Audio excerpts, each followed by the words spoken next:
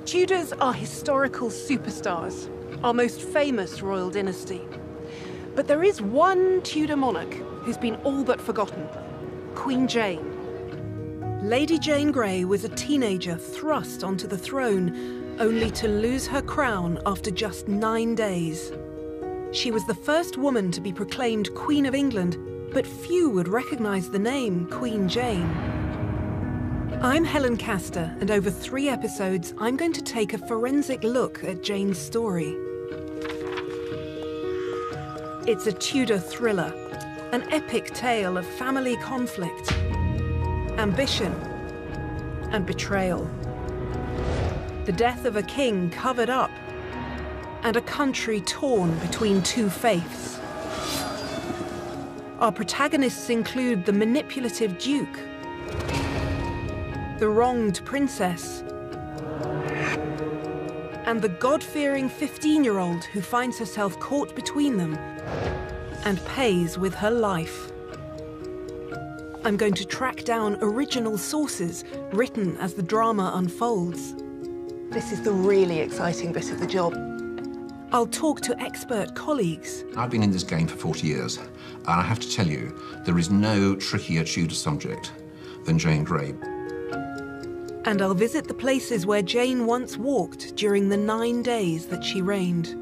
In this episode, I'll unpick the story of the next 5 days of Jane's reign and the dramatic events that will decide the identity of England's Queen and its religion.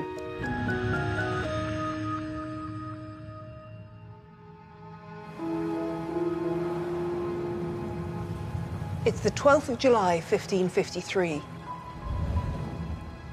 Jane Grey is queen, but Mary Tudor intends to do everything in her power to seize the crown. Jane is in the Tower of London. Mary's at Kenninghall in Norfolk. Jane has the support of the Privy Council, the whole machinery of state, and has the Tower's weapons at her command. Mary has none of these things. No one believes she's got a chance. She's a woman with a household in East Anglia that's full of local, yokel Catholic gentrymen, you know, nobody who's got any political experience. And instead, Lady Jane Grey is in the Tower of London, of course, the great fortress of the city, the armoury, the munitions, you know, everything is under the control of Lady Jane Grey and the Duke of Northumberland. No one rates Mary's chances whatsoever. Until just a few months ago, Mary, a devout Catholic, was heir to the throne. But her brother, Edward VI, who was determined that the country should remain Protestant, had secretly changed the succession in favour of their cousin, Jane Grey. When Edward died, a powerful group of noblemen, led by the Duke of Northumberland, declared Jane Queen before Mary could protest.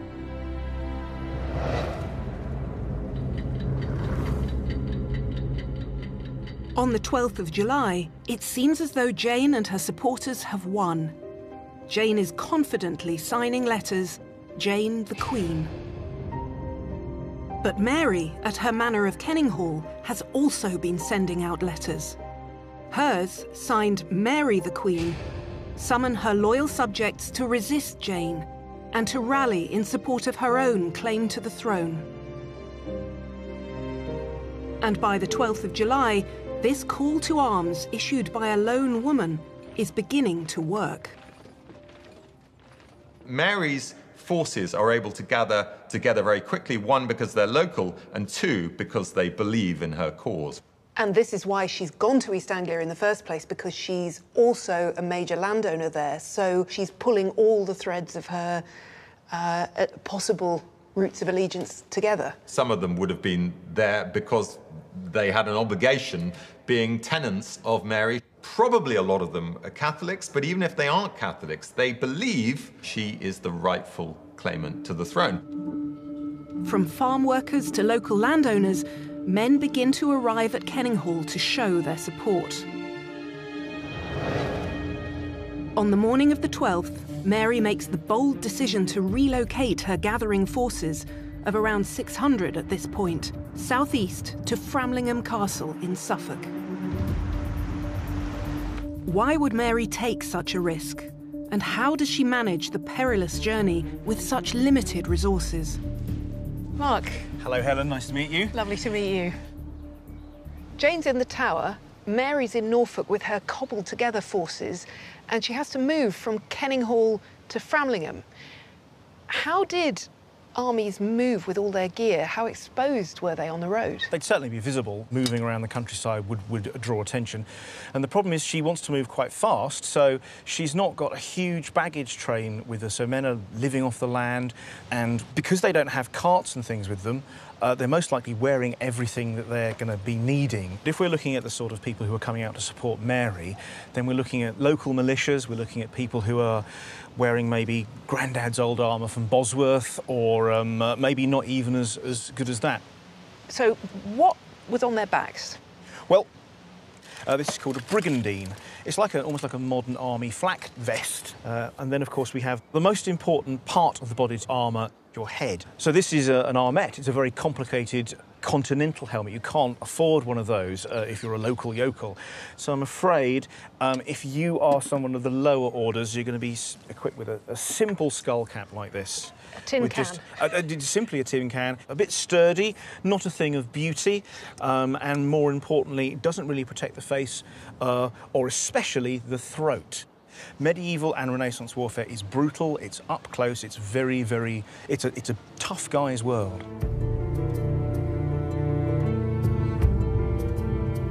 Mary is leading her men over open country in active rebellion against Jane to a 12th century fortress that formed part of her East Anglian estates.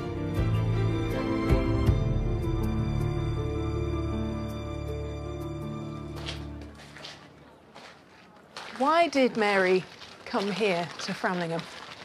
Well, she was growing out of Kenninghall. I mean, Kenninghall was a manor house, but, you know, her forces were now gathering in several thousand, and so it really wasn't a place from which to mobilise a force or muster a force. And, of course, it wasn't a place where she could make a statement of her intent. And, of course, she'd by now proclaimed herself queen, so she needed a fortress, she needed a base from which to rally forces, but also get ready to engage for battle. And it's well situated, looks over the East Suffolk countryside. It would be a place where she could keep an eye out for forces from London, she could rally her troops, and it was somewhere which could be defended.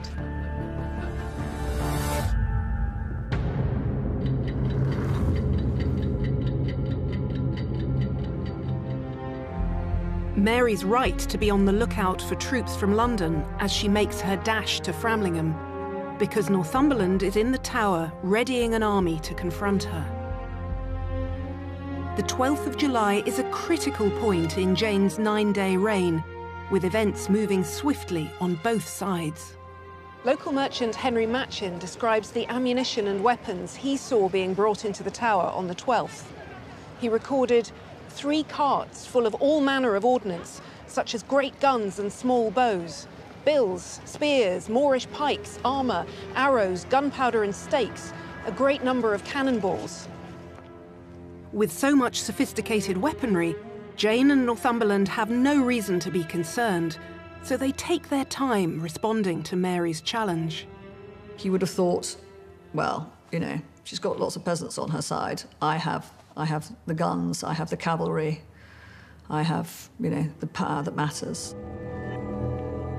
Northumberland was the puppet master who'd placed Jane on the throne, the most powerful man in England, supremely confident in his abilities. He was clearly an exceptionally skilled politician. He must have had outstanding interpersonal skills, as we would say today. He was non-titled, he was not hereditary nobility. Through his own sheer ability, he had worked his way up and become admiral of the fleet.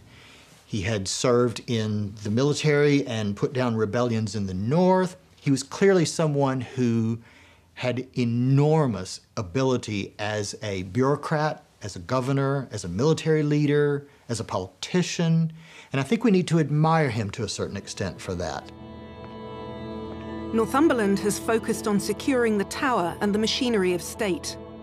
It suggests that at this point, he doesn't see Mary as a serious threat.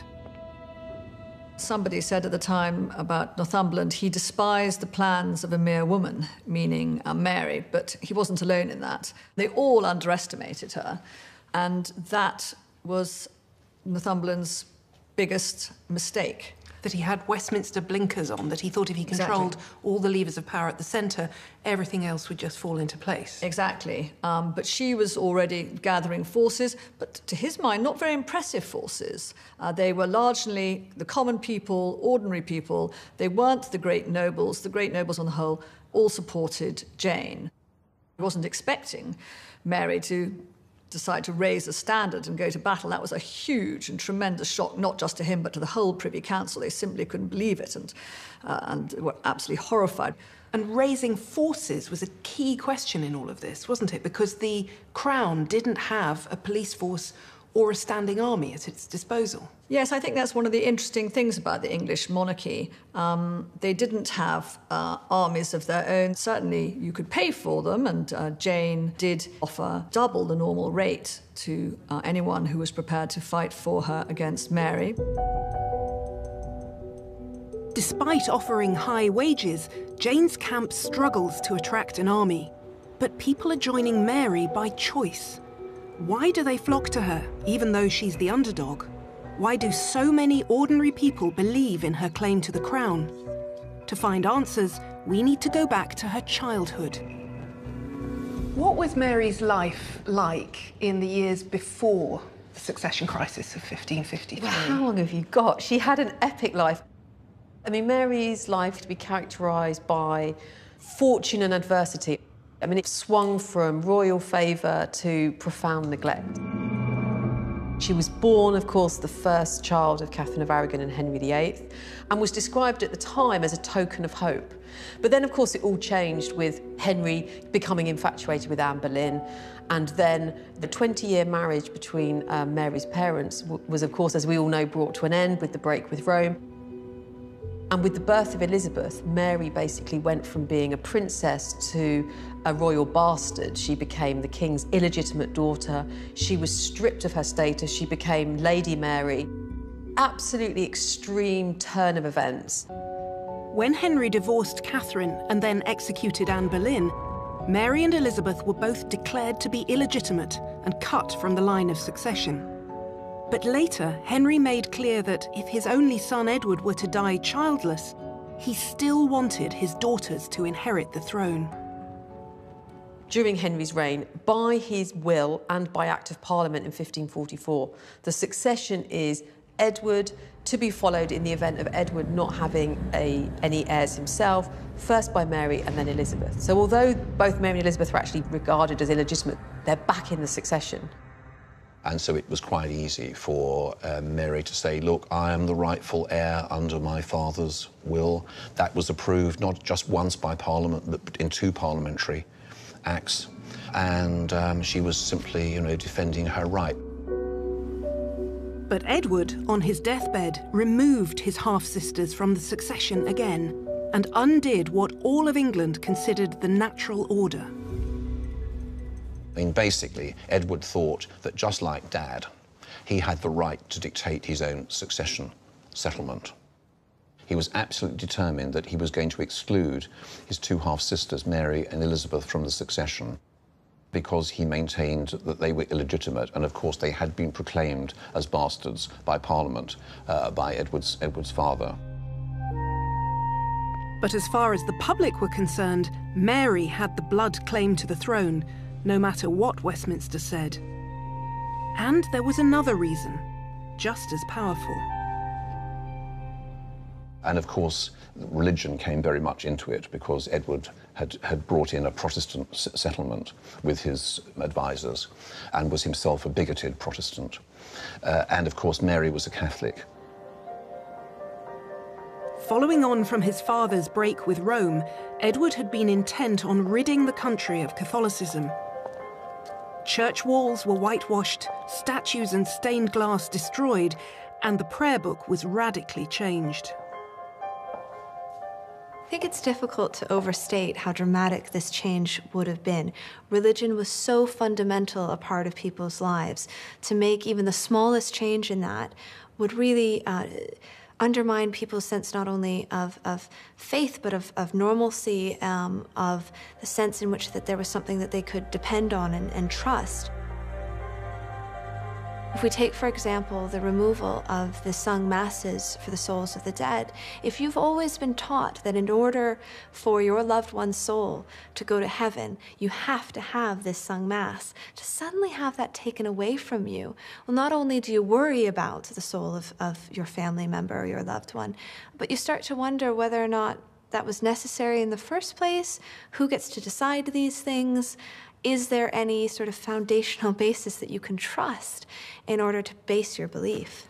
So your sense of the world, this life and the next one, is being changed before your very eyes. I think it's important to keep in mind that it's not just changes in the practice of religion, but changes in people's very mindsets. They're being told what to think and what to believe. And whenever you attempt to do that, you're going to create division. And that's exactly what we see happening. In July 1553, the choice the country faced was not just Jane or Mary, it was Protestant or Catholic. Mary had no intention of abandoning her devoutly held beliefs. She had carried on celebrating the Catholic Mass even while her brother was alive, and that had caused a deep rift between them. We know this because, unusually for a king, Edward tells us himself. He kept a diary, not a record of his innermost thoughts, but a chronicle of the events of his own reign. Edward wrote his diary between 1547 and 1552. It's a remarkable document that gives us glimpses of Mary's past and helps explain what sort of opponent she was. This is the really exciting bit of the job. I've read the text of Edward's diary before, but I've never seen the original manuscript until today. Hello, Andrea. Hi. Thank you so much for bringing this. It looks like it's holding up well. Yes. Oh, so it's got some of these letters to start with. Some of right his at the very letters at the beginning. very beginning. This is a letter in Edward's hand. And this is the beginning of his diary. 18th of August, 1550. My Lord Warwick was made General Warden of the North, and Mr. Herbert, the shilling fell from 9p to 6p, the groat from 3p to 2. I wrote back a letter saying that I marvelled that he could refuse to sign that bill. It's an extraordinary thing to read the king's own record of his daily life in his own handwriting, and to touch the paper that Edward touched is spine-tingling. The diary makes clear Mary's strength of character in resisting Edward's Protestant reforms. Mary becomes this figure of opposition. Edward's young brother is going, right, we're going to really kick on with the Reformation. Mary is defiant in her Catholicism, and so brother and sister have these really full-on spats. 18th of March, 1551. The Lady Mary, my sister, came to me at Westminster. She came, but she came with a show of defiance. She rode through London with 130 attendants, each one holding a rosary as a sign of their outlawed Catholic faith. Edward challenged his sister directly, and the two had terrible arguments. Mary's saying to Edward, you know, you're my little brother. I'm not listening to you. I'm not taking orders from you. And he's saying to Mary, his older sister, but I'm the king. You need to stop saying Mass. And Mary's like, absolutely not. And massive pressure's been put on her. Some of her household officers are imprisoned for refusing to stop saying the Mass, or, you know, in Mary's household. And it really does get pretty emotional. But of course, it has a much bigger, dangerous, you know, context, which is Catholic versus Protestant. What is the future going to be? Protestantism has marginalised and oppressed Mary, but her brother's death is her opportunity to claim the throne, and she's determined to grasp it. She had survived the break with Rome. She had survived her brother's Reformation. And I believe she was intent on surviving this latest crisis as well. She saw this as her kind of divine duty. You know, God was preserving her through these years in order to bring about the Catholic Restoration. And in the attempt to achieve her goal, Mary had two important advantages. While some people had embraced the new Protestant faith, large parts of the country were still attached to traditional forms of worship, and in Mary they saw a champion of the old ways. Not only that, but most people in England saw Mary as the rightful heir, while Jane was barely known, not a queen, but a usurper of the Tudor line. And as a result, increasing numbers of both Catholics and Protestants were rallying to Mary's cause.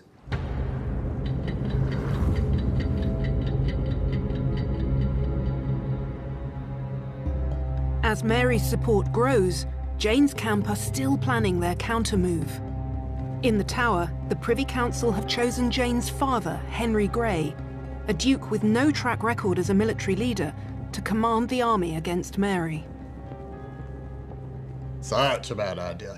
No military training, no military experience. No ability at anything very much. No, I mean, Henry VIII had deliberately excluded Henry Grey from the Garter for year after year after year after year.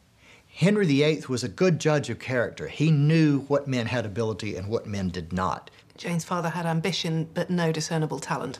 I think he had ambition and no ability and no desire to work toward that ambition. He wanted it handed to him on a plate.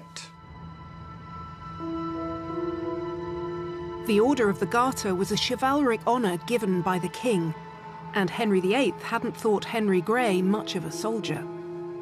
Now, sometime during the 12th, there was a change of plan.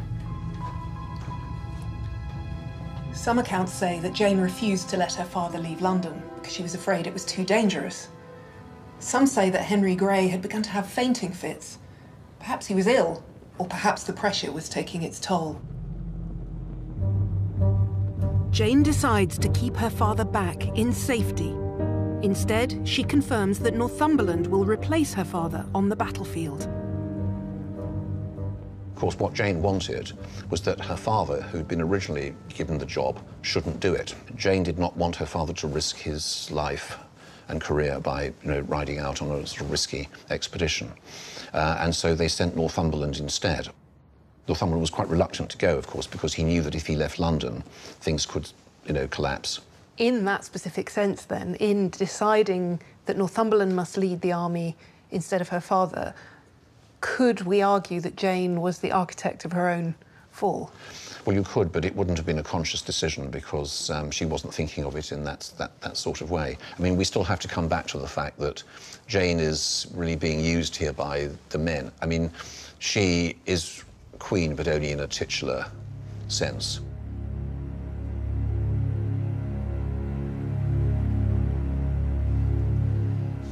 In sending Northumberland instead of her father, you could argue that Jane's made a rational choice.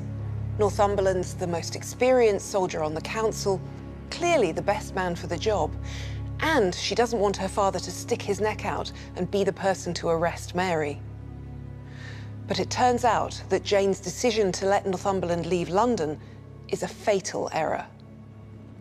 Northumberland can't be everywhere at once, and he can't hold this coup together. Had he had able lieutenants, and clearly Henry Grey was not that able lieutenant, things might have held together a little bit longer. But there was just no one there. All of the, quote, good people he took with him going north. And we were left with essentially older men, people of experience, but people who were not themselves known to be skillful politicians. They were administrators, but they were not politicians. And what was needed was a good politician, and that was Northumberland. For good or ill, Jane has made up her mind. Northumberland is to lead the attack on Mary. He begins to position his pieces on the battlefield. What was Northumberland's plan before he set out from London in terms of what forces he was going to get and what he wanted to do with them? Well, we place him here in London. At this stage, Mary, he knows, is in Framlingham. Here in Suffolk. Exactly there. And he's not overly concerned with time at this stage. Time, he thinks, is on his side because he and the Privy Council hold all the cards. They have control over the levers of power. Most of the military force, including the artillery in the country, are in his hands. And he cannot have believed that Mary can actually put a very effective military force in the field. Therefore, he needs to move slowly but surely to the west of her position and not come in from the south. If he'd actually marched through Chelmsford towards her, it would have given her the opportunity to leave by the northern route, as it were. So his plan is to move towards Cambridge, where he's going to link up with his son, and therefore they will effectively put themselves as a blocking force, not allowing Mary to move in a westerly direction. But she also can't move east either, because the Privy Council has ordered the Royal Navy, or at least 6 of the major warships of the Royal Navy, to move up and block the coast, preventing her from escaping, but also any Imperial forces from aiding her. He has pretty much got her in his mind, or will soon have her, in the 2 jaws of a vice. Strategically, Northumberland has the upper hand, and there's no doubt his forces are armed in a way Mary's men can only dream of. What kind of weapons were their soldiers going to be able to wield? Jane's very lucky. She has all the arms and armour in the Tower of London. It's a huge national depository of pikes and bills and swords and bows and arrows. There might be a million arrows stored in there. But this is going to be a battle at close quarters, so we are looking at the swords. It's a cut and thrust sword, but this is really designed for going straight in. See here, this is the tin can opener of the 15th and 16th century. This is the poleaxe. This is going to go through armour. This is going to cut flesh. That's going to stab through any gaps. But again, it's a complicated weapon and it's an expensive weapon, and it shows that you're somebody of a decent rank. You are a man-at-arms, you've probably got a decent bit of armour. Some of Jane's more ordinary troops, you are looking at things like this.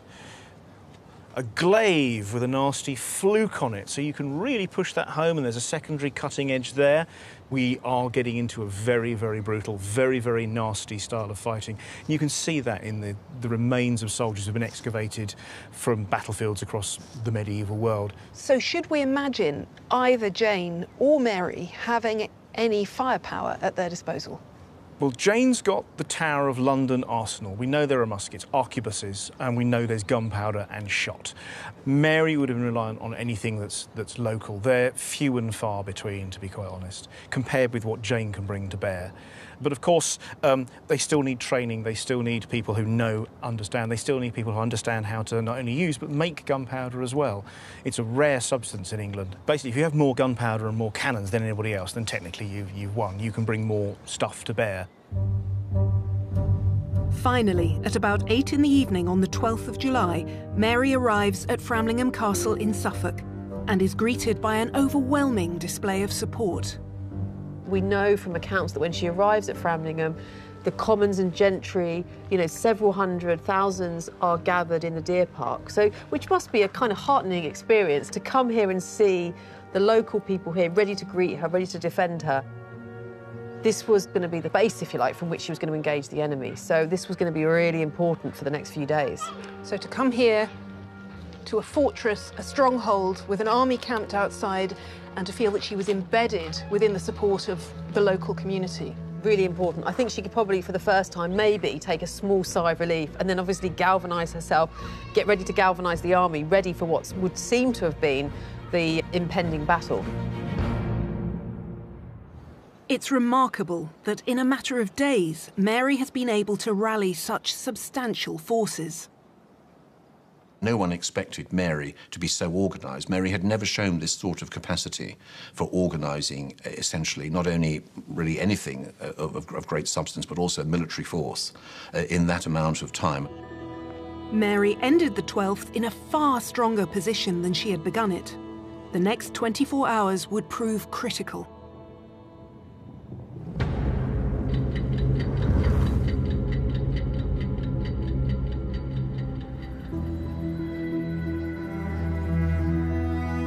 On the morning of the 13th, there's a frenzy of activity at Durham House on the banks of the Thames.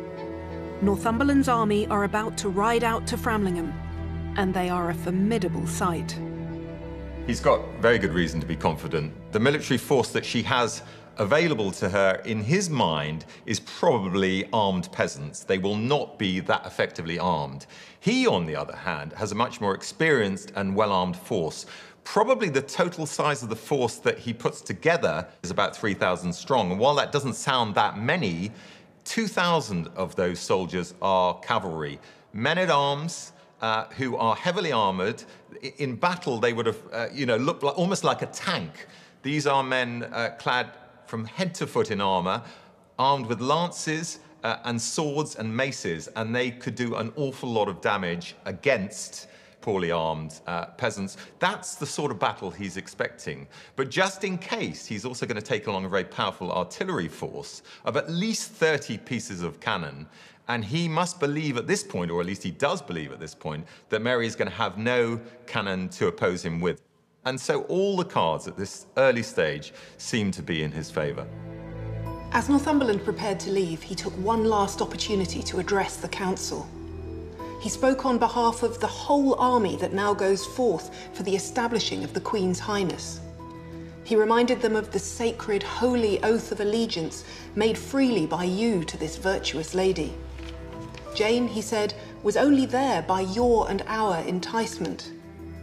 And he warned them that if you mean deceit, God will revenge the same. Northumberland's speech, reported by someone who was in the Tower of London when he made it, betrays the fracture lines in Jane's council. This is an impassioned reminder that they signed their names to the device that put her on the throne, and they must stand by it. As Northumberland leads his army through the streets of London, the crowds gather to see him pass. But the cheering he expects doesn't come. And outside the capital, Northumberland can expect an even more hostile reception. Northumberland, remember, is very unpopular in the country. Why? Because he's the guy who put down the popular revolts of 1549 using German and Genoese mercenaries.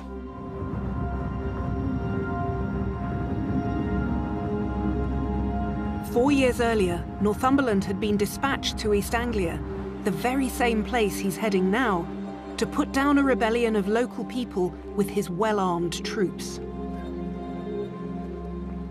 Yeah, it all kicked off in East Anglia. And this was described as Kett's Rebellion, led by Robert Kett. What motivates someone to go out and protest, just like today, is a variety of factors. But here in particular, it was socio-economic factors. It was people were really cross about large landowners enclosing land. And people just had had enough. People felt like they weren't being listened to, they weren't being respected, all of that. And so when a rebellion kicks off, it is always dangerous. Northumberland's response was vicious. Ringleaders were rounded up and brutally executed. When he reaches Framlingham, he'll be facing people who remember the rebellion. People who have reason to hate him, who've joined Mary because they have a score to settle. Mary has now been at Framlingham for 24 hours, and gradually events are beginning to swing in her favour. She looks out into the deer park and she sees local gentry, commons gathering. And of course, those people will become her army. For her, she believes that those will be the people who will secure the throne for her. You know, and these are unprecedented times. I mean, we have a woman fighting for the throne, and the gathered forces are looking at her as their military commander, as a woman. So completely unprecedented times, and they're happy to potentially lay down their life in defence of her claim to the throne. So, you know, the stakes could not have been higher. Momentum is moving to Mary all the time, happening so rapidly over simply of days, sometimes even hours. So decisions are having to be made on a split second. You know, you can almost count from morning to afternoon the vast increase in the number of people that are moving north to surround Mary, to protect her, to support her, and to promote her. Grassroots support for Mary begins to have a surprising effect on the higher ranks of society, people who have until now been loyal to Jane.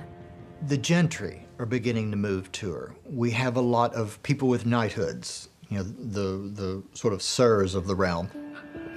And there's one event in Ipswich, 20 miles from Framlingham, which appears to confirm the tide is decisively turning against Jane.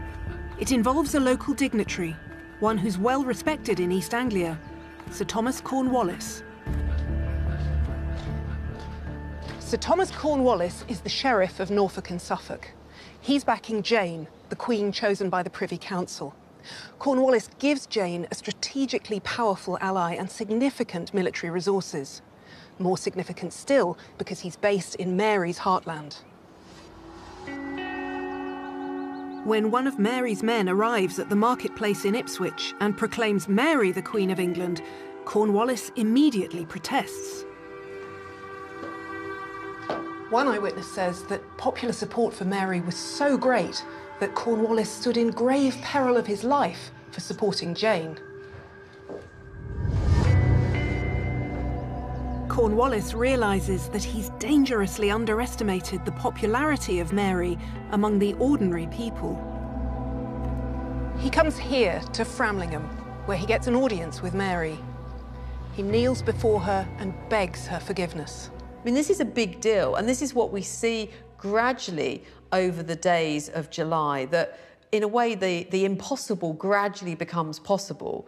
People, significant figures in East Anglia, you know, the local lieutenants who would never, you would imagine, have declared for Mary, actually initially declare for Lady Jane and then change their allegiance.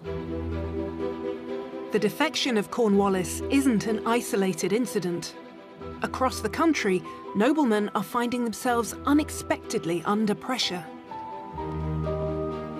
It becomes apparent that the common mood of the realm is pro-Marian. Noblemen discovered that their tenants were refusing to fight for them. And just as a king needed his nobles to fight for him, nobles needed their tenants to fight for them. That's how it all worked. You know, everyone worked for everyone else.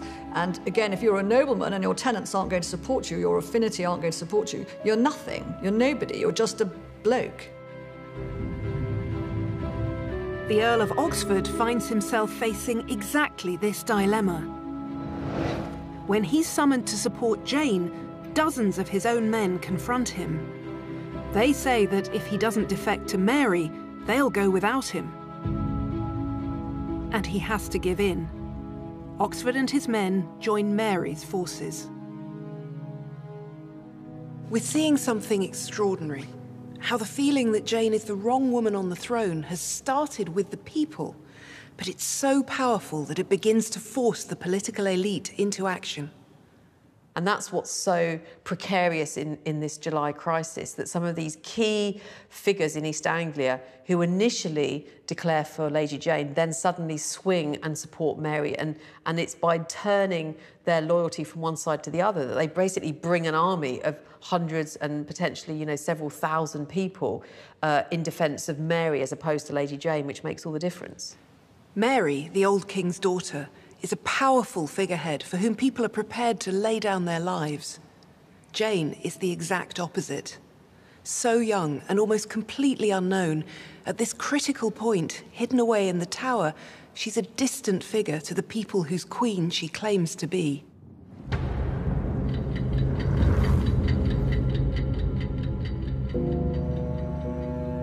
As a privileged young girl, Jane's life had been sheltered. She saw little of the world outside her home and the royal court. And more significantly in this moment of crisis, the world had rarely seen her. This is the geography of Jane's world. There are 5 key places: Sion House, Chelsea, Durham House, the Tower of London, and Greenwich Palace. They cluster along the river, and for very good reason. Everyone depended on the river for travel. For Jane, it was the thread that connected the places in her life.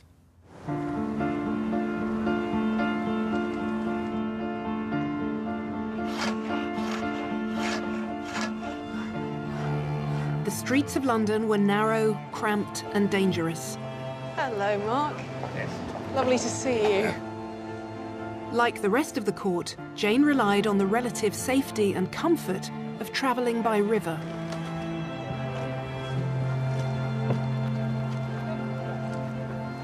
Try and get in time. Stand up there. Number 2.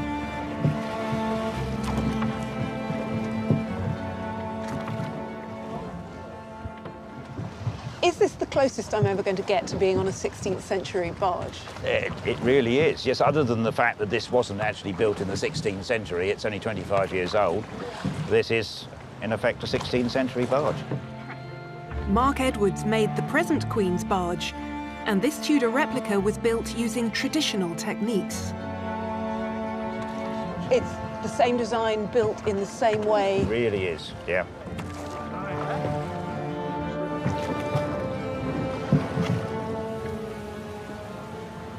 Should I be imagining Jane Grey sitting under a canopy like this? This is a fairly ornamental but very practical canopy for sun and light rain. They did have a much more homely setup where they had great hoops pulled across, and they'd literally bring out a tapestry or something like a carpet and bring that right the way across, so we'd actually be in the dark here, much more isolated. Unlike Mary, Jane's life up to this point had not been a public one. Her time had been spent in study and prayer. And as a result, she had become a role model for other Protestant noblewomen. She's educated to be an example to others. When she's only sort of 14, she's getting letters from adult women saying that they admire her for her learning and holiness. So she's already realises that she's up there on a pedestal. Jane's power base is starting to look dangerously narrow, pitted against Mary's popularity with the people. And without Northumberland to hold the Privy Council together, cracks are beginning to show.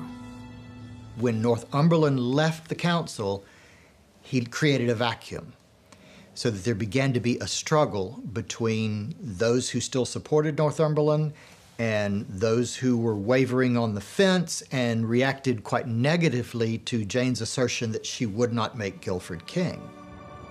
Jane knows that if the Privy Council begin to waver in their support for her, it will be a catastrophe that will leave her vulnerable and exposed. But for now, alone in the Tower, there are only limited ways in which she can play the part of Queen. She calls for a list to be drawn up of royal jewels and other valuables, which as monarch are now her property. An inventory was made for Jane on the 14th of July, the 5th day of the reign. What was it listing? It was listing almost 600 items of jewellery that were part of the royal wardrobe at Westminster. So the royal wardrobe was something that supplied everything a monarch could need. It wasn't just clothing and jewellery. It was everything from sort of spices to gunpowder, anything that the king or queen might need. But this is particularly jewellery that you would wear, not the crown jewels, but things like the decoration that would go around a woman's headdress that were jewelled. Things like the gold and silver tips that would go on the laces that would tie, your sleeves to your bodice, and also sort of brooches, crosses. Why do you think Jane was asking for this list to be made? I would love to know. I wonder whether she was potentially looking for the types of things she should wear now that were appropriate for her new royal standing.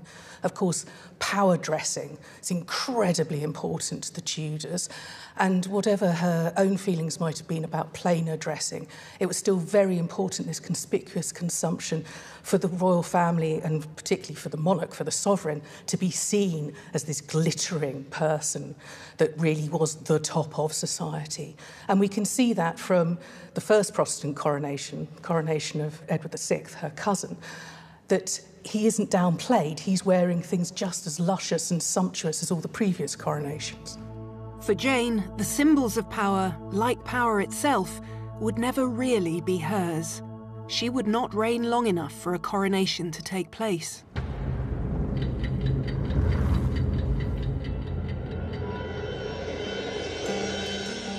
On the 15th of July, Northumberland's forces are heading for Cambridge, where he plans to pause and wait for his artillery train and infantry to catch up. And we think he reaches Cambridge probably by the evening of the 15th. So he is in position up in Cambridge. And you can see quite clearly, I hope, now, Helen, that his position there is a strategic position. It's going to take him longer to get to Framlingham, but actually it makes a certain amount of logical military sense. Because then she's in a stranglehold. His land forces are on one side of her. The ships he sent are at sea on the other side of her. There's really nowhere for her to go. Exactly. What can go wrong? Northumberland has Mary surrounded, and although she has a growing army, she can't match his firepower. But it's here that Northumberland has a massive stroke of bad luck. Well, it's a sequence of very unfortunate events, actually, and the first of them, and we often forget the importance of weather, but the first of them is climatic, in the sense that there was a heavy northeasterly wind driving the royal ships that were actually supposed to be stationed offshore, not actually that close to the coast, they a couple of leagues offshore, which is going to allow them to remain in a blocking position. But the bad weather forces them to take refuge in the Orwell estuary. As chance would have it, one of Mary's household, Henry Jerningham, is in a local tavern and falls to talking about the naval forces off the coast. Sometime during the evening, he learns that ships laden with soldiers and weaponry are anchored nearby at Orwell Haven. The crews are owed money. Jerningham spots an opportunity. Riding to the harbour, Jerningham finds the ships and succeeds in persuading the unhappy captain and crew to change sides in favour of Mary. Now, this was a massive coup because, you know, these are ships that have been sent on behalf of Lady Jane, essentially representing the government at that point. Now, in part, they were protesting because of paying conditions, as often is the case, but they were also declaring in support of Mary. And that mutiny brings her more men, it brings her control of the coast, and it brings her guns. Yes, I mean, all of this is important because her army is growing, and of course, you know, she needs more munitions. Mary has no cannon at Framlingham. All of a sudden, 5 of the 6 ships are now going to help Mary by unloading their cannon and moving them, dragging them, quite a serious logistical feat, towards Framlingham Castle, where, when they are in position there, they will actually outgun the number of cannon that Northumberland is bringing with him from London. And not only do you get the cannon and their ammunition, but you also get trained gunners. And the Royal Navy at this time is undergoing something of a revolution, but it is one of the finest in the world. And those guns are going to prove very effective in a fight.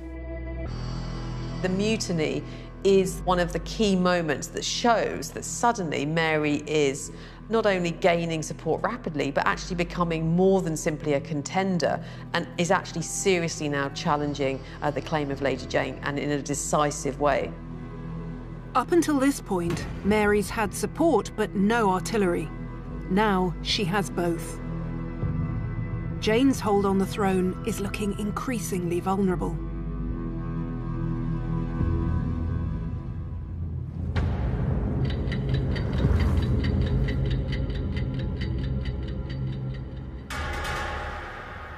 On the 16th of July, the devastating news of the mutiny sends shockwaves through the Privy Council.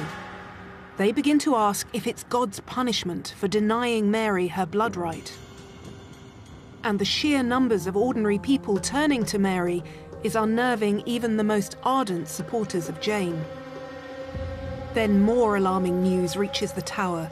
Local leaders in Buckinghamshire and Oxfordshire have declared for Mary and raised a militia against Jane.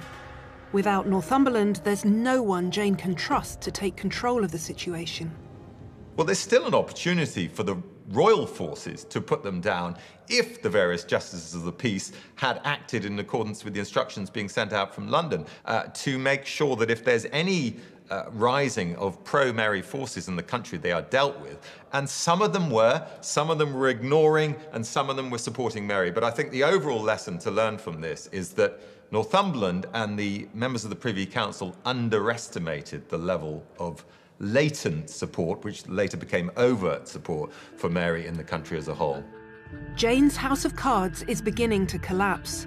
Mary's no longer trapped in East Anglia, and her support is spreading through the Thames Valley as far as London. London was under threat. The old city had to look to its defences.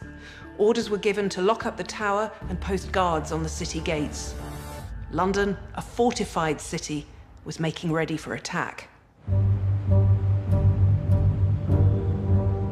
To see how London became a Tudor fortress, I've come to see the first ever printed map of the city, dating from 1572.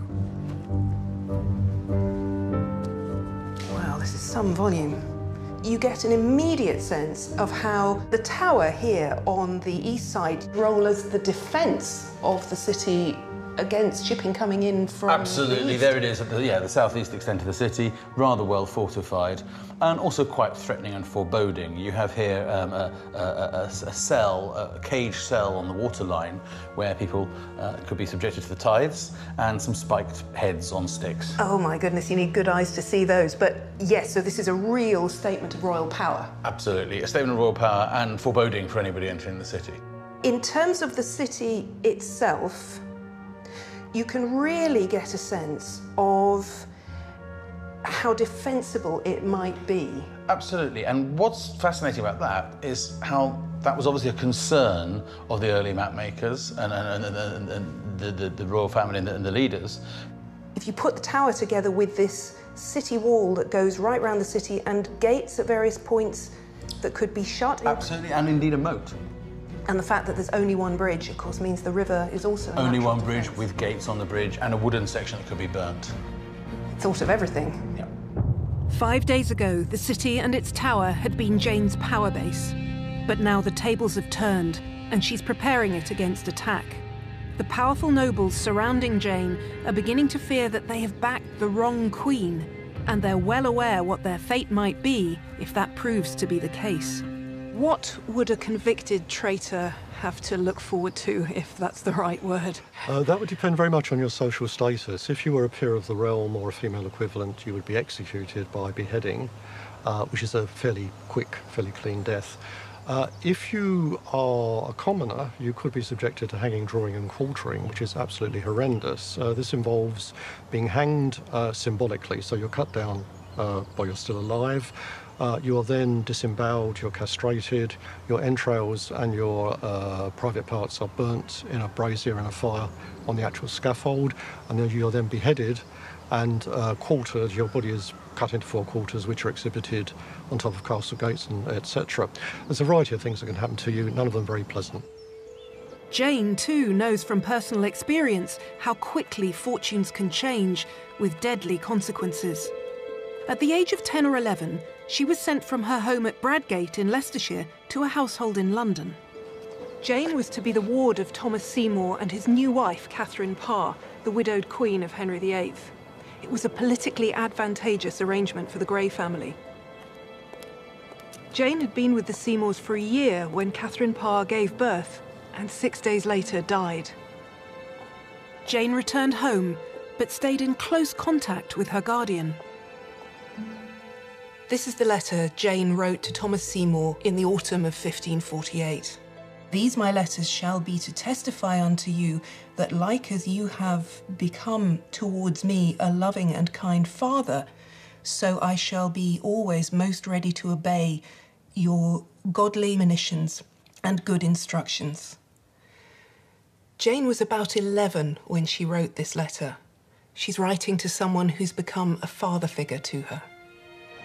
But Seymour was a man of vast ambition, and a few months later his pursuit of power led to his downfall. He was even accused of trying to kidnap the king, here at Hampton Court Palace. It was reported that he was caught trying to break into the royal apartments when the king's dog started to bark, and in a panic, Thomas killed it. He was arrested and sent to the Tower.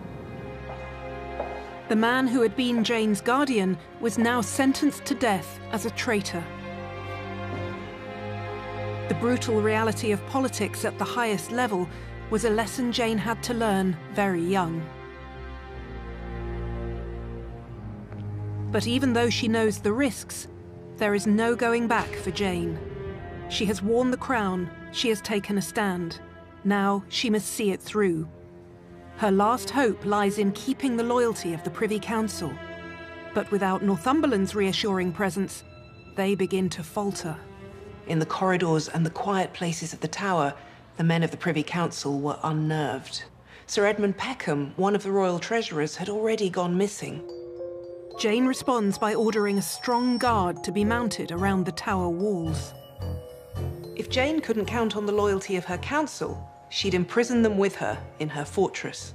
Jane commanded that they be locked into the Tower and the keys turned over to her personally. And you get this incredibly poignant sense that the Tower is shifting around Jane, shifting from palace to prison. She did become a prisoner without knowing it, because these members of the council that were beginning to revolt, if you will, or shift direction, had moved out of the Tower. So she didn't have any direct knowledge of what they were up to. Jane continues to assert her power, sending out letters to key officials to demand their support. That and her decision to hold the keys to the Tower herself might look like an assertion of power. But in fact, it's a response to an increasingly precarious position. Outside the Tower's walls, there's a growing sense that she's standing in the way of the rightful successor, Mary. I mean, there really is a sense that more and more people now are supporting Mary. And of course, when you see that there's this real contender, then suddenly it convinces other people to actually throw in their lot with her, because ultimately no one wants to be on the wrong or on the losing side, as it were. So it's not until Mary begins to actually look like she's got a chance that people begin to really throw their lot in with her, and that becomes absolutely crucial. At this stage, Northumberland's army are still in Cambridge. He's joined by his sons and more troops, but he doesn't yet know that his mission is in grave danger. So he's now outnumbered probably by as many as 3 to 1, but that itself may not have been enough to deter him from continuing on. But Mary now has artillery, and it's probable that the force of artillery at Framlingham even outmatches his own. And so not only is he outnumbered, he's outgunned. Over the course of 5 days, Jane's fortunes have changed dramatically. On the 12th, she had the machinery of the Tudor state behind her. By the 16th, her palace is becoming a prison, and Northumberland, her protector, is far from London. Meanwhile, Mary now has a powerful army. She has the support of the people, and the political elite are beginning to join her. Everything now depends on Jane's ability to hold her camp together. But with their allegiances shifting by the day, she's starting to look dangerously isolated. And if she loses this battle for the crown, she'll pay with her life. Next time, Jane's support is crumbling. It's like one penny drops, the rest go. It's like dominoes. A queen becomes a prisoner, and in the end, she's sentenced to death. Jane had to walk out here, lay her head on the block, and wait for the blade. But in her last moments, Jane leaves some private messages for posterity. So this is the book she actually carried onto the scaffold and handed over just before the blindfolding and the kneeling.